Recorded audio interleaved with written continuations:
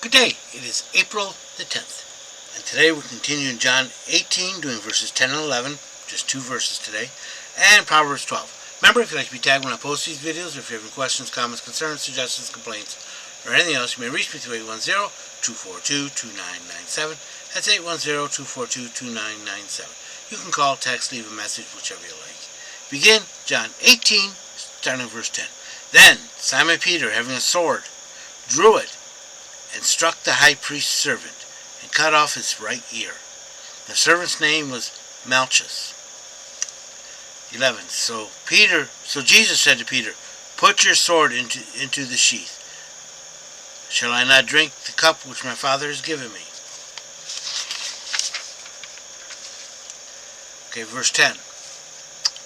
Then Simon Peter, having a sword, drew it and struck the high priest's servant and cut off his right ear. The servant's name was Malchus. Now you got Peter drawing the sword, aiming at the high priest's servant. Don't think he was aiming to wound. He was probably aiming to cut off his head. And then Simon Peter, having a sword, drew it and struck the high priest's servant and cut off his right ear. The servant's name was Malchus, or Peter might have been left-handed and did it this way. Because Peter, he knew what would follow. They were being armed. Jesus was between the two bands. He knew what would follow with that. And the sword was probably one of the two that they had in the upper room.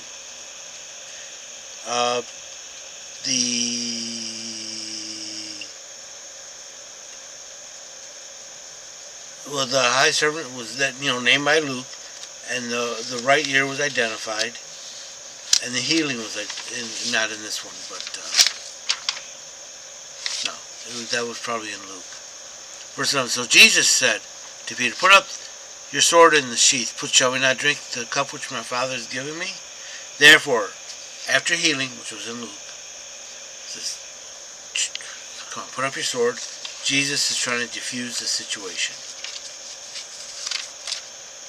We'll find that out in the next day.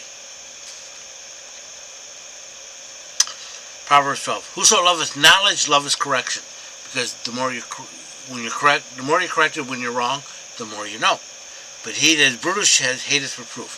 Brutish means animal-like. Animals don't like being corrected. 2. A good man shall obtain favor of Yahweh, but a man of wicked devices will he condemn. Wicked devices, wicked plans, God does not like that. 3. A man shall not be established by wicked means, but the root of righteousness shall never... established by wickedness, but the root of righteousness shall never be moved. 4. A virtuous woman is a crown to her husband. I can testify to that. But she that does shamefully is rottenness to his bones, because he can't really do anything. 5. The thoughts of the righteous are right, but the counsels of the wicked are deceit. 5. The words of the wicked are to lie in wait for blood, but the mouth of the upright shall deliver them. 7. The wicked are overthrown and are not, but the house of the righteous shall stand. God protects the righteous. 8.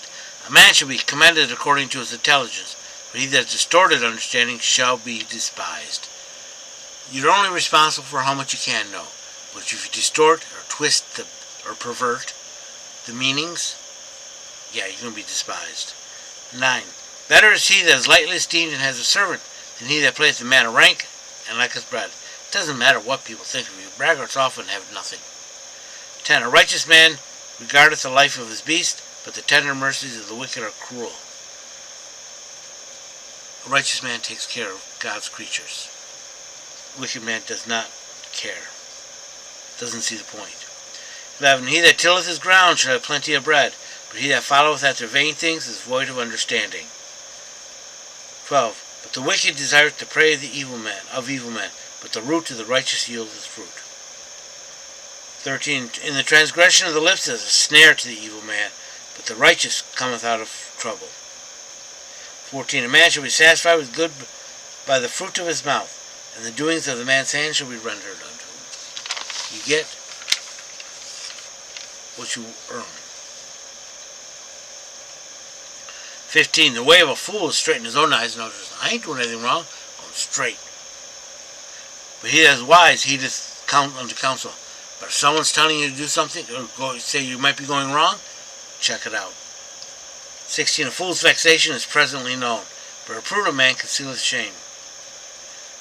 17. He that breatheth forth truth uttereth righteousness, but a false witness deceit.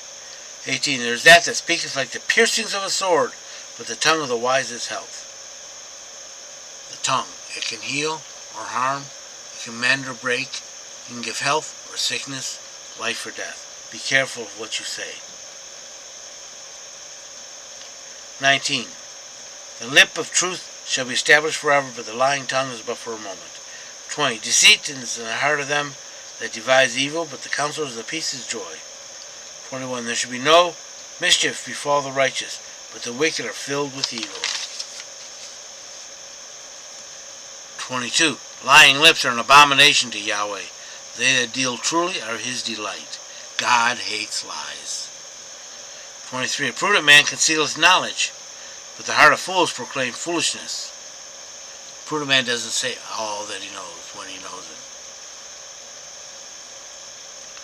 24. The hand of the diligent shall bear rule, but the slothful shall be under tribute. 25. Care in the heart of a man boweth it down, but a good word makes it glad. But again, the words, they can harm or heal, and so forth. 26. The righteous is guided by his friend, but the way of the wicked leadeth them astray. 27. The slothful man shall not hunt his prey. In other words, he's hungry, he won't even get up to get his food. But the precious substance of a man is to be diligent. If you can work and you won't, you don't eat.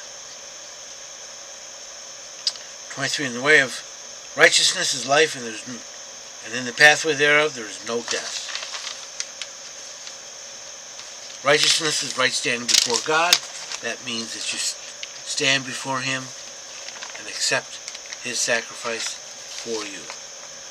I hope you've been blessed by this reading. May the Lord richly bless you.